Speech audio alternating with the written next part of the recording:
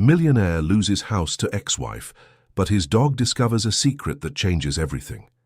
Gregory Miller was breaking down in tears on the sidewalk in front of the mansion where he had built his life over the past 15 years. The divorce had been finalized that morning, and his ex-wife Stephanie was running furiously toward him, screaming for him to get out of there immediately and never come back.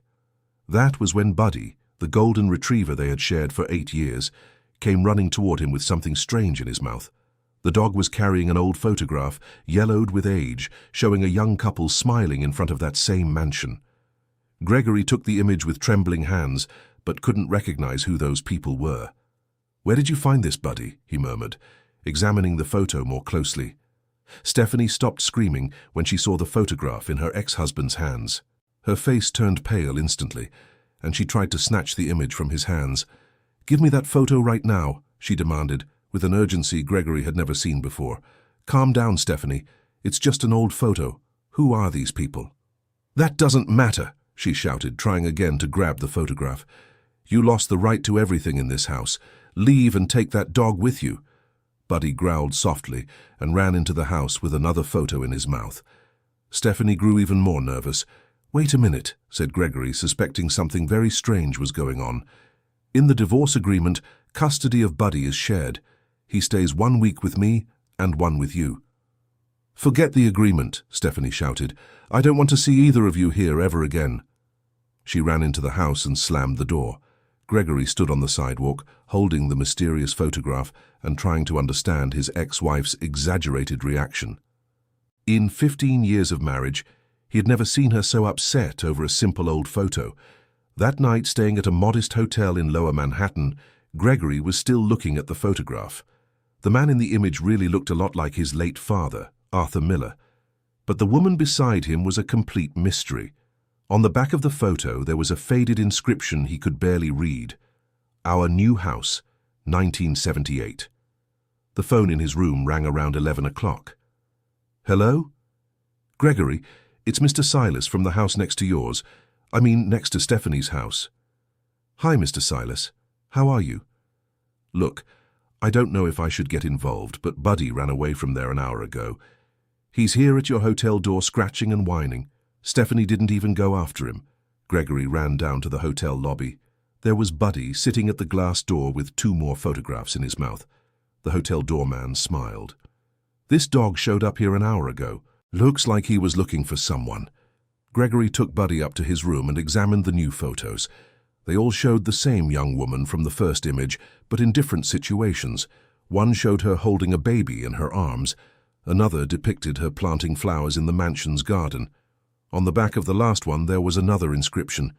"For my dear daughter Audrey, never forget that your mother loved you." "What's going on here, Buddy?" Gregory whispered, stroking the dog's head. "Who is this Audrey?" The next morning Gregory tried calling Stephanie, but she didn't answer. He decided to go to the mansion to pick up a few more of his personal belongings. When he got there, he found a security guard at the door. "You can't come in, Mr. Gregory. Orders from Mrs. Stephanie. But I need to get some important documents." "I'm sorry." She was very clear. Gregory noticed that Stephanie had hired a complete security system in just 1 night. There were new cameras in every corner of the property and bars on the ground floor windows.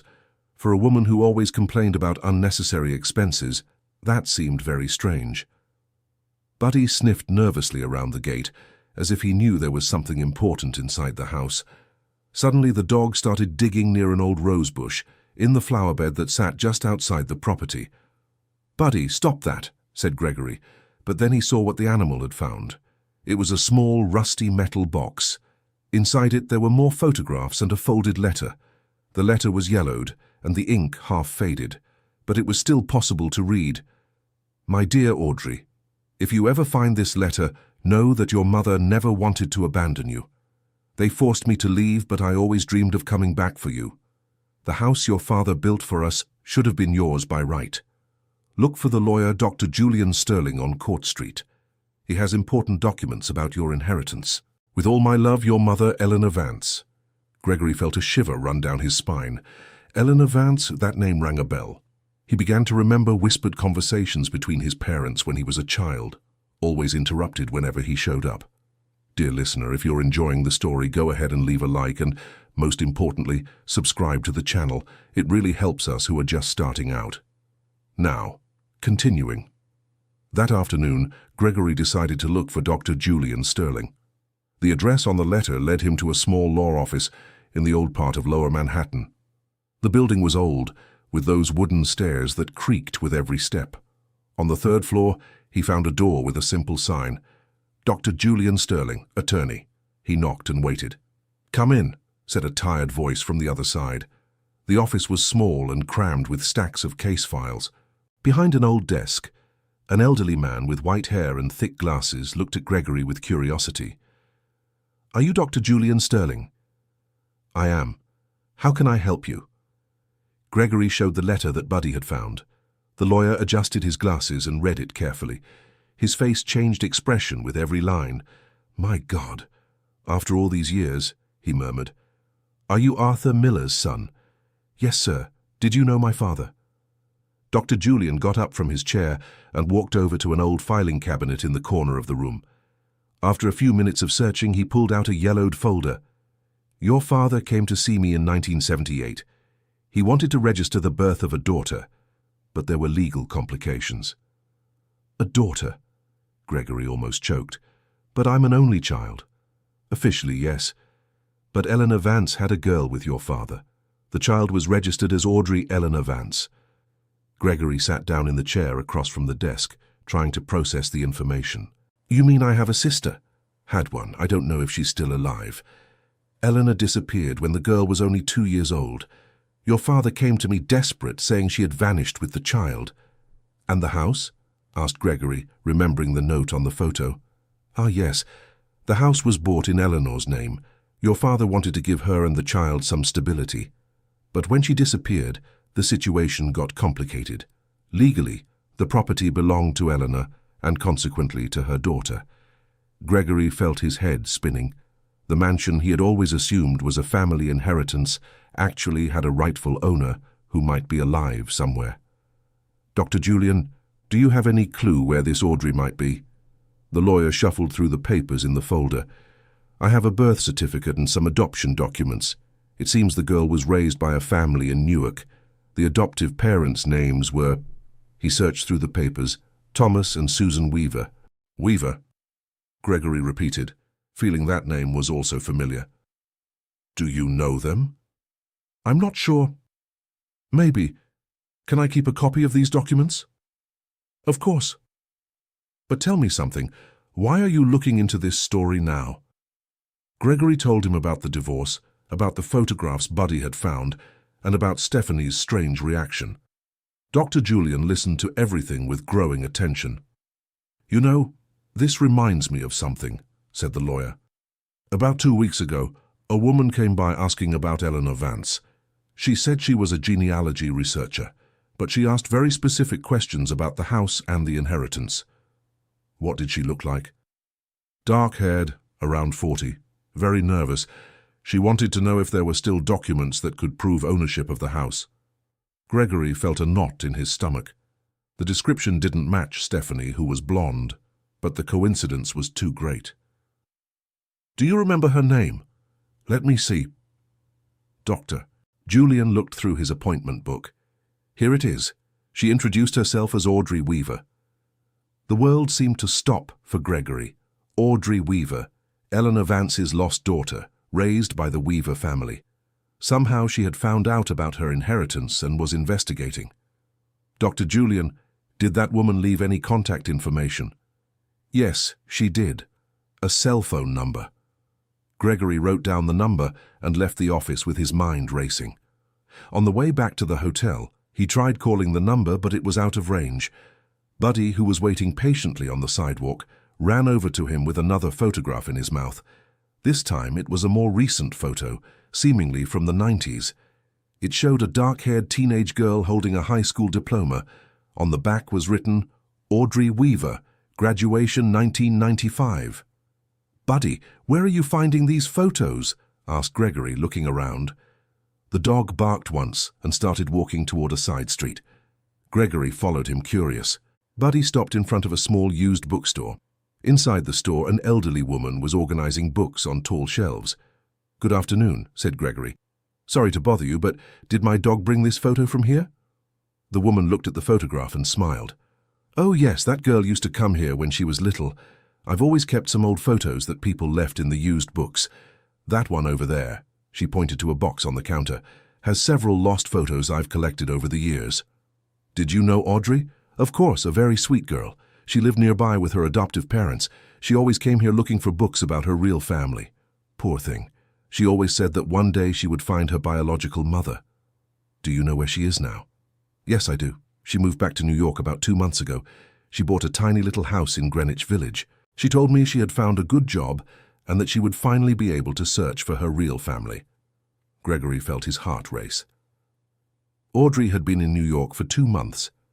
Exactly around the time Stephanie had started acting strangely, asking questions about the house deed and insisting on the divorce. "Would you happen to have her address?" "Yes, I do, dear. She gave it to me so I could send her some old photos I might find." The woman looked through an old address book. "Here it is, 145 Willow Lane, Greenwich Village." Gregory thanked her and left the store with Buddy. On the way, he tried to piece together the puzzle. Audrey had returned to New York looking for her family. Somehow, she had found out about the house and the inheritance. But how did that connect to Stephanie? It was almost 7 in the evening when Gregory arrived in Greenwich Village.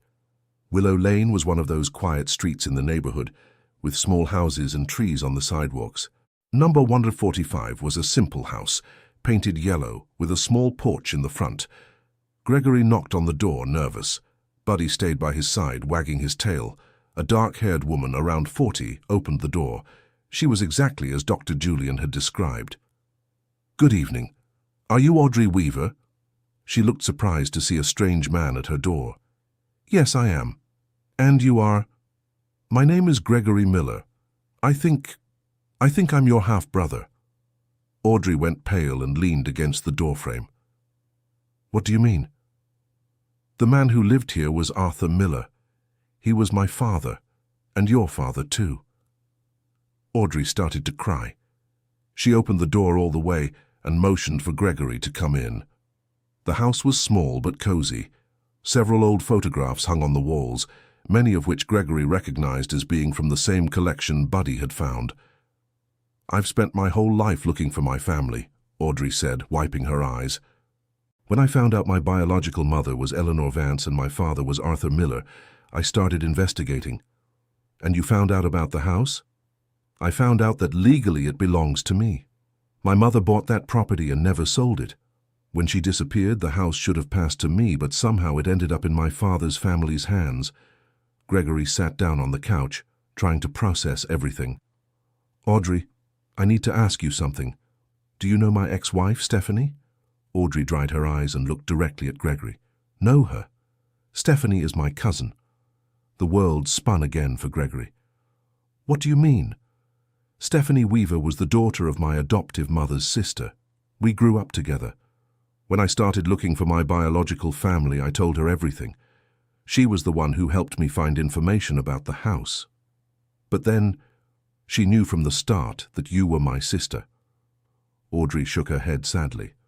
"Worse than that.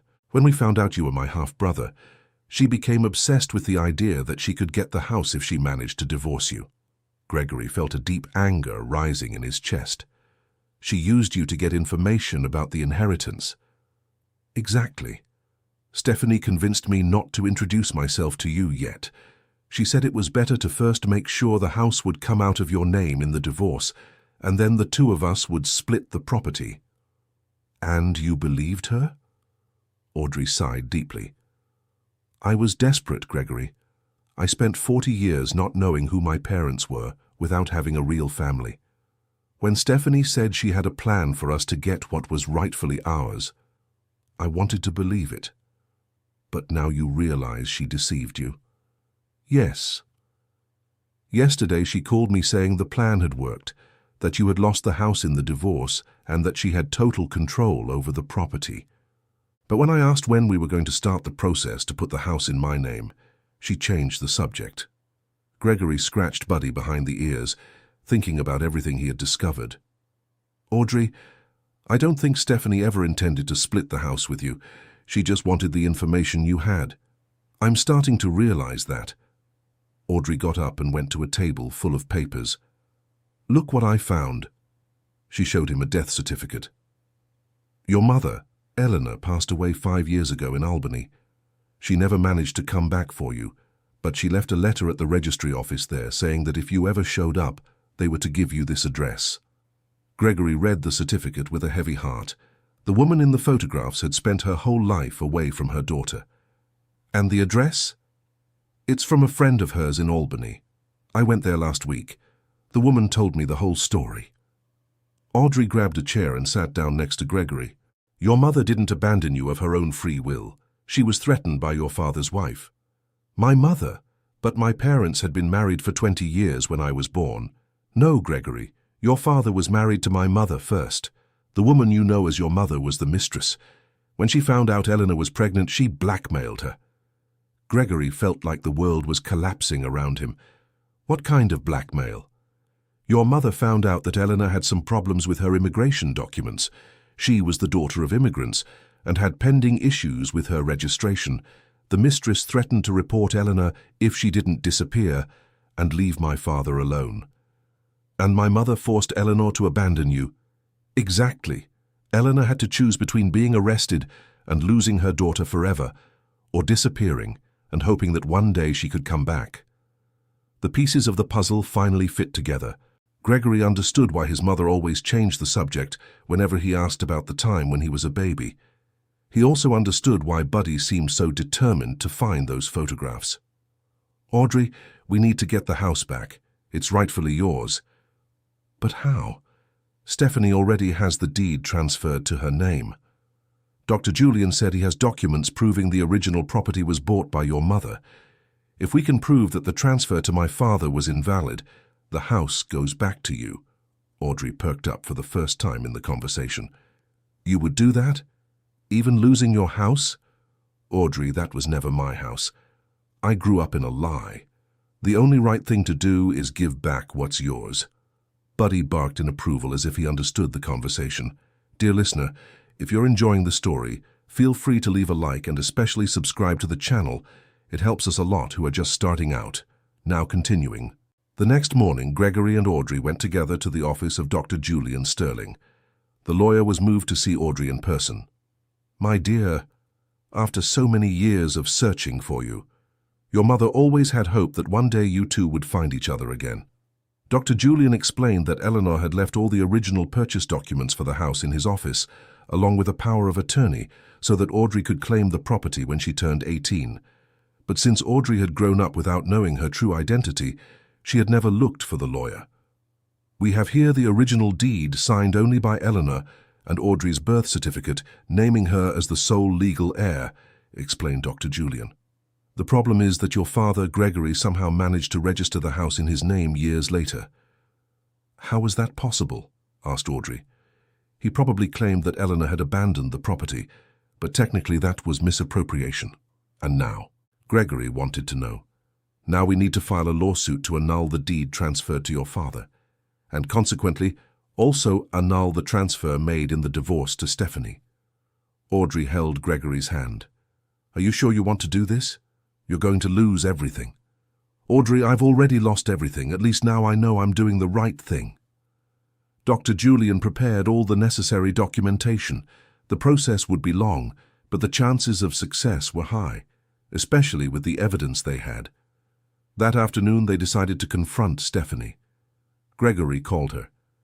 Stephanie, we need to talk. We have nothing left to talk about, Gregory. Our marriage is over. It's about Audrey Weaver. Silence on the other end of the line. I don't know who you're talking about. Your cousin, Stephanie, my half-sister, the true owner of the house. More silence. Meet us at the house in an hour, or we'll take care of this in court, said Gregory, hanging up the phone. When they arrived at the mansion, Stephanie was already waiting with 2 security guards. She seemed nervous and agitated. What do you want? Audrey stepped forward. Hi, cousin. I've missed you too. Stephanie avoided Audrey's gaze. I don't know what you two are plotting, but the house is mine now. I have the deed. A deed based on misappropriation, said Gregory. My father never had legal right to this property. You can't prove that. Audrey pulled a folder out of her bag. Actually, we can. Dr. Julian kept all of my mother's original documents. Stephanie was visibly shaken. Stephanie, said Audrey with a sad voice, why did you do this to me? We were like sisters. Because you always had everything, Stephanie exploded. You were always the family favorite, even though you were adopted. And when you found out you had a right to a mansion, I couldn't stand watching you get rich while I kept having nothing. But I offered to share with you. Share. I wanted everything, Audrey, not half. Gregory shook his head, disappointed. Stephanie, you destroyed our marriage out of greed. Our marriage was already over for years, Gregory. You just didn't notice because you were always traveling for work. It was true. Gregory knew his marriage wasn't going well, but he never imagined Stephanie would be capable of such deception. And now? Asked Audrey. Stephanie moved closer to the security guards, as if seeking protection. Now, you're going to get off my property before I call the police. It's not your property anymore, said a voice behind them. Everyone turned around. It was Dr. Julian Sterling, accompanied by a court officer. Dr. Julian? Asked Gregory. I got an emergency injunction. The house has been seized until the ownership question is resolved. No one can enter or leave with anything until the final decision. Stephanie was furious. This is absurd. I have rights. Ma'am, the deed in your name has been temporarily suspended, explained the officer. The property is under court custody. But I have nowhere to live, Audrey approached Stephanie. You can stay at my house in Greenwich Village until we sort this out. I don't want your charity. It's not charity, cousin, it's family taking care of family. Stephanie started to cry. All of her plans had fallen apart, and she was left with nothing. Why are you being kind to me after everything I've done? Gregory sighed. Because anger and revenge don't build anything, Stephanie. We've already lost too many years to that. That night, the three of them went to Audrey's house. Stephanie was crestfallen and ashamed. Buddy followed Audrey everywhere, as if he had finally found his true owner. Audrey, said Stephanie, sitting on the small couch in the living room, I need to tell you something. What is it? When I found out about the inheritance, I didn't just plan the divorce. I also hid some jewelry and money I found in the house. Gregory and Audrey exchanged glances. What jewelry? Your dog, Buddy, discovered a hidden safe in the attic of the house. Inside were several antique pieces of jewelry and a sum of money. And you took it all? I did. It's stored in a bank. I figured if I couldn't keep the house, at least I'd have something. Audrey shook her head. Stephanie, those jewels probably belong to my mother. They're the only memories I have of her. Stephanie began to cry harder. I ruined everything. I lost my marriage, I lost you, I lost my dignity. And why? Out of pure greed. Gregory sat down beside her. Stephanie, we all make mistakes. What matters is having the chance to make things right. How can I make right what I've done? By returning the jewels to Audrey, and by helping us discover the whole truth about what happened to Eleanor. Stephanie agreed. The next day she took Gregory and Audrey to the bank, where she had hidden Eleanor's jewels. Inside the safe, besides the jewelry, there were more letters and photographs. One of the letters was addressed to Audrey and was sealed. With trembling hands, Audrey opened her mother's letter. My dear daughter Audrey, if you are reading this letter, it means you managed to find your roots. I never stopped thinking about you for a single day. I was forced to leave you to protect you, but I always dreamed of the day we would be reunited. The jewels in this safe belong to my mother, your grandmother Margaret, who came from Ireland. They should pass to you, and one day to your daughters. I know you grew up without me, but I hope you've become a strong and kind woman. If you ever meet your half-brother Gregory, tell him I hold no grudge against his father. Arthur was a good man who found himself in a difficult situation. Protect our home, my daughter. It was built with love and must continue to be a home full of love. Forever your mother, Eleanor, Audrey cried, reading the letter. Gregory and even Stephanie were moved. She forgave you, you know, Audrey said to Gregory, even after everything she went through. Your mother was a very special woman, Gregory replied. I wish I had met her. 2 weeks later, Dr. Julian obtained the final court decision. The house was officially transferred to the name of Audrey Weaver Vance. Stephanie did not contest the decision. On the day Audrey received the official keys to the mansion, she, Gregory, and even Stephanie were there. "Now that the house is officially yours, Audrey, what do you plan to do?" Gregory asked. Audrey looked at the mansion where her mother had been briefly happy. "First, I want to turn one of the rooms into a memorial for my mother, with all the photos and letters we found. And then, I want you to keep living here, Gregory." "What do you mean?"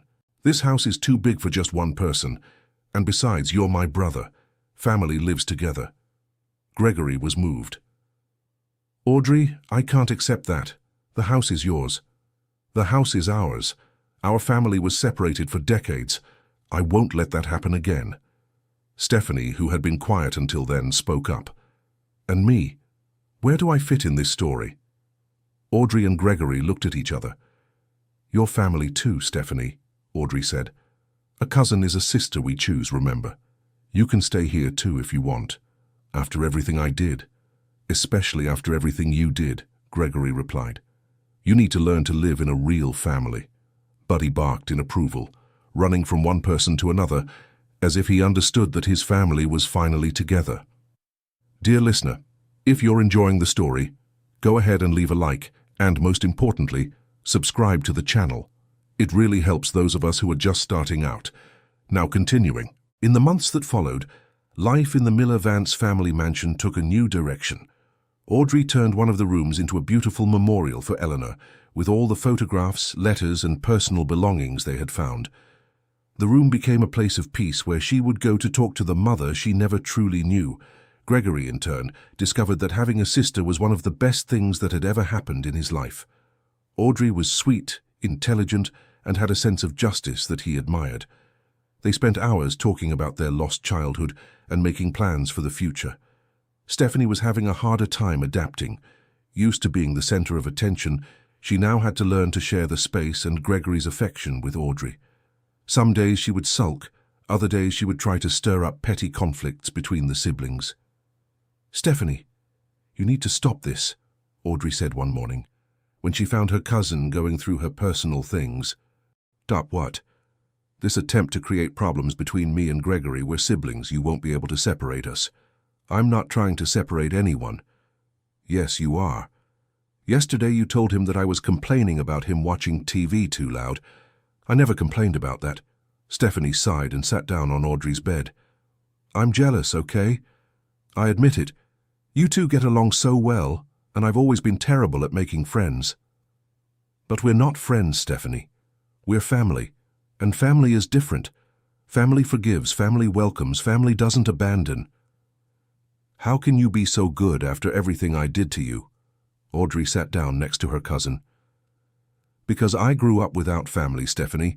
I know what it's like to be alone in the world. I'm not going to put anyone through that if I can help it." Stephanie started crying softly. "I ruined my marriage. I almost ruined our friendship, and why? Over a house. It wasn't about the house, cousin. It was about insecurity. You've always felt inferior since we were kids. Remember when we were young, you always thought everyone liked me more." "That's true. And when I found out you were entitled to an inheritance, it was like it confirmed that you were always better than me. But that was never true, Stephanie. Each person has their own gifts. You were always braver than me, more determined. I always admired that about you." The conversation marked a turning point in the relationship between the two. Stephanie began to make an effort to be a better person, and Audrey made a point of including her in every decision about the house. One day, Gregory came home from work and found Audrey in the garden, planting roses in the same flower bed where Buddy had found the first box of photographs. "What are you doing?" "Planting roses like my mother used to. Buddy found some old seeds in one of the boxes. I want to see if they'll still sprout." Gregory knelt down beside her to help. "Audrey, can I ask you something?" "Of course." "Do you feel anger toward my father? About what he did to your mother?" Audrey stopped working the soil and looked at Gregory. "At first I did. When I found out the whole story, I was very angry. But after reading my mother's letters, I understood that the situation was complicated for everyone." "What do you mean?" Your father was in love with two women at the same time. Your biological mother pressured him to choose. My mother was forced to disappear. In the end, everyone suffered. Do you think he loved your mother? I'm sure he did. In the letters we found, it's clear he wanted to start a family with her. But the circumstances didn't allow it. Gregory stirred the dirt thoughtfully. You know, Audrey, I always felt there was something unresolved in my father's life. He was a melancholy man, always staring out the window as if he were waiting for someone. He was waiting for news of my mother and of me. And do you forgive him? I do. And do you forgive your biological mother for forcing my mother to leave? Gregory thought for a moment. I do. She was protecting her marriage and her child. Any mother would do that. So we're both orphans who learned to forgive our parents. And who found each other thanks to a stubborn dog, Gregory laughed, scratching Buddy behind the ears. That night, the three of them were having dinner when Audrey made an announcement. I've made a decision about the house. Gregory and Stephanie stopped eating. What decision? I want to open a space here to help other people who are searching for their families. What do you mean? Asked Stephanie. A support center for adopted people, children who were separated from their parents, families who got lost due to some circumstance, with access to lawyers, genealogical researchers, psychologists. Gregory thought the idea was fantastic. Audrey, that's brilliant. And it makes perfect sense. I thought we could use the guest rooms to welcome people who come from far away to search for their families. The house is big enough. And I can help with the legal side, Gregory offered. I have contacts in the business world who can fund the project. Stephanie was quiet for a moment. And me? How can I help? Audrey smiled. You've always been good at organizing events. You can handle the outreach and fundraising side. Would you trust me with that? Of course, said Gregory. Everyone deserves a second chance. The project began to take shape quickly. Dr. Julian Sterling was excited to be the center's volunteer lawyer. The woman from the used bookstore, Ms. Helen, offered to organize an archive of old photographs that people had left behind. The first case they received was from a 60-year-old woman named Janet, who had been separated from her three sisters during childhood when their parents passed away in an accident. She only had an old photo and the name of the orphanage where they had stayed for a while. We're going to help you, Janet, Audrey promised.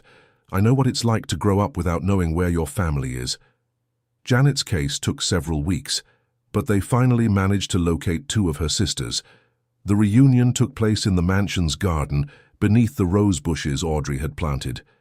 It was an emotional moment for everyone. Audrey, Janet said, crying with joy, you gave me back my family. How can I thank you? You don't need to thank me. Just help us find other families. The center grew quickly. Within a few months, it had already helped dozens of people reunite with their relatives. The story spread through local newspapers, and soon people from all over the United States were reaching out. One day, Gregory came home and found Audrey very excited. What happened? Gregory, you won't believe it. We got a call from a woman in Albany. She says she met our mother, Eleanor, shortly before she passed away. Our mother? Your mother too, Gregory. Eleanor always spoke of you as her son. In the letter she left me, it's clear that she considered you part of her family. Gregory was moved. In all these months he had wondered whether Eleanor held any resentment toward him for having grown up with the privileges Audrey never had. What did that woman say? She said Eleanor talked about the two of us in her final days, that her greatest dream was to see both of her children together and at peace. And do you think we've fulfilled her dream? I think so. We're together, at peace, and still helping other families. I think she would be proud. That night, Gregory stayed awake thinking about Eleanor. He decided to write her a letter, even knowing it would never be read. Dear Eleanor, I know you're not my biological mother, but I want you to know that I consider you part of my family. Thank you for giving birth to my sister Audrey, the most incredible person I've ever met. Thank you for loving my father, even though circumstances kept you apart. And thank you for creating a legacy of love that lives on through your daughter. I promise to take care of Audrey and the house you loved so much. Your son at heart, Gregory. He placed the letter at Eleanor's memorial, beside the other letters and photographs. 6 months after the center was created, Stephanie received an unexpected call. "Stephanie, it's Vera from the orphanage where you stayed as a baby." Stephanie was surprised. She knew she had been adopted when she was very young, but she had never looked for information about her biological family. "Hi Vera, why are you calling? We saw the article about the family reunification center you created. It turns out we received a call from a woman looking for a daughter she had to give up for adoption 40 years ago." Stephanie felt her heart race. "And? The details match yours, Stephanie. I think we found your biological mother." Stephanie hung up the phone in shock. She ran to the garden where Audrey and Gregory were playing with Buddy. "Audrey, Gregory! I think they found my biological mother." The two of them were overjoyed. "That's wonderful, Stephanie," Audrey said, hugging her cousin. "How do you feel?" Gregory asked. "Nervous, happy, scared, all at once." "That's normal," Audrey said. "I felt the same way when I found out about our family. Will you come with me to meet her?" "Of course," they both answered at the same time. A week later, the three of them were at the modest home of Mrs. Martha, in the countryside outside New York. The 70-year-old woman was in tears at the sight of Stephanie. "My daughter, you've grown up so beautiful. I thought about you every day of these 40 years. "Why did you give me up for adoption?" Stephanie asked, unable to hold back her tears. "Because I was very young and didn't have the means to raise you. Your biological parents had died in an accident, and I was just a family friend who tried to take care of you for a few months. But I couldn't give you what you deserved." "Do you regret it?" "I regret taking so long to look for you, but I don't regret making sure you were raised by a family that could give you a better life." Stephanie hugged Mrs. Martha. "Do you want to meet my family?" "Your family?" "My cousin Audrey and my—" She looked at Gregory. "My brother-in-law, Gregory. We all live together now." "Of course I do." On the way back to New York, Stephanie was beaming. "Did you see how she looked at me? With so much love."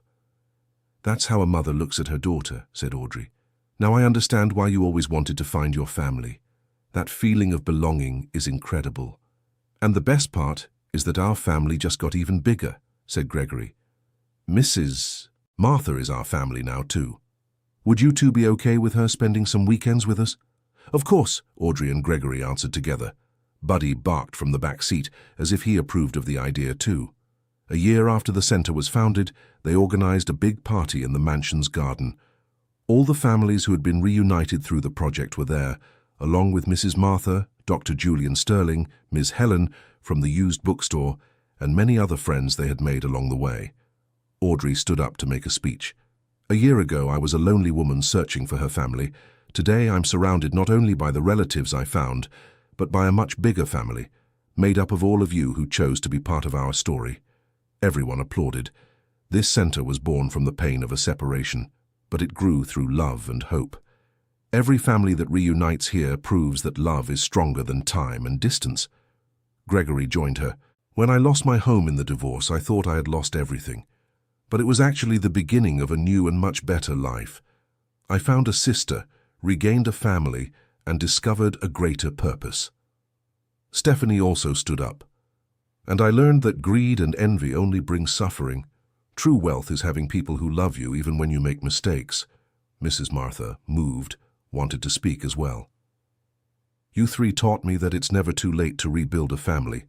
At 70 years old, I got not only my daughter back, but also a wonderful son-in-law and niece." The party stretched into the early morning hours. People shared their stories, children played in the garden, and Buddy ran back and forth, making sure everyone was happy. Around 2 in the morning, when the last guests had left, Audrey, Gregory, and Stephanie sat on the porch of the house. "Do you think Eleanor would be proud of what we've done here?" asked Audrey. "I'm sure she would," Gregory replied. "We turned her home into a place of love and reunions. Do you think we'll be able to keep the center running?" "Of course we will," said Stephanie.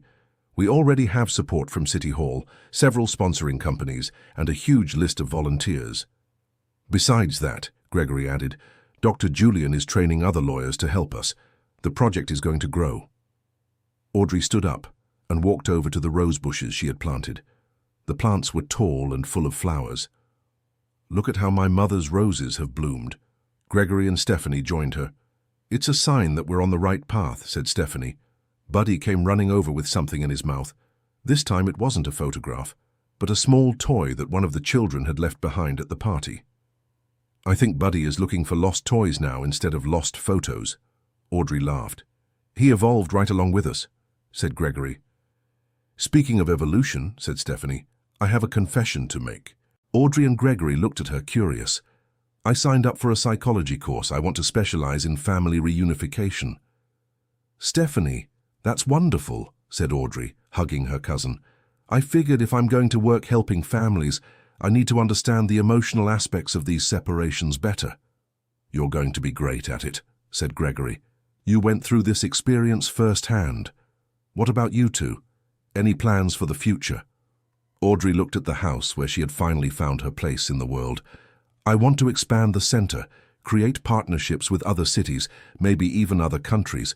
There are so many families separated by immigration, wars, natural disasters. And I want to start a foundation to fund those projects," said Gregory. "Use my connections in the business world to secure permanent resources."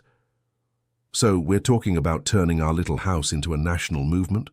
"Why not?" said Audrey. "If we manage to reunite our family, we can help reunite many others." They stayed a while longer, quietly contemplating the garden.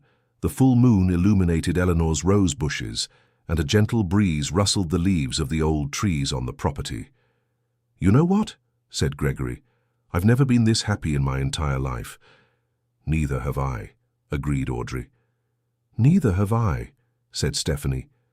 "And mind you, I used to have a mansion all to myself." The three of them laughed. "The difference is that now we have a mansion full of love," said Audrey. "And full of purpose," added Gregory. "And full of second chances," Stephanie finished. Buddy barked softly, as if agreeing with everything that had been said.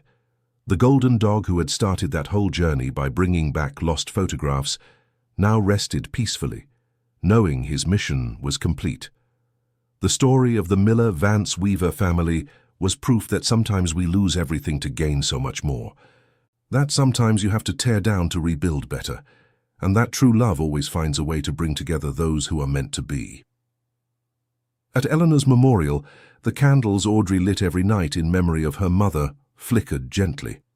The old photographs Buddy had found were framed on the wall, telling the story of a woman who, even in her absence, continued to take care of her family. And so our story comes to an end. A story about losses that turned into reunions, about secrets that became liberating truths, and about a loyal dog who knew from the very beginning that some lost things need to be found so that love can, finally, prevail. The end. Now tell us what you thought of this emotional story. Do you believe that family love can overcome any obstacle? Leave your opinion in the comments with sincere words. If this story touched your heart, don't forget to leave your like and, most importantly, subscribe to the channel so you don't miss other stories that will move you. Thank you so much for your company.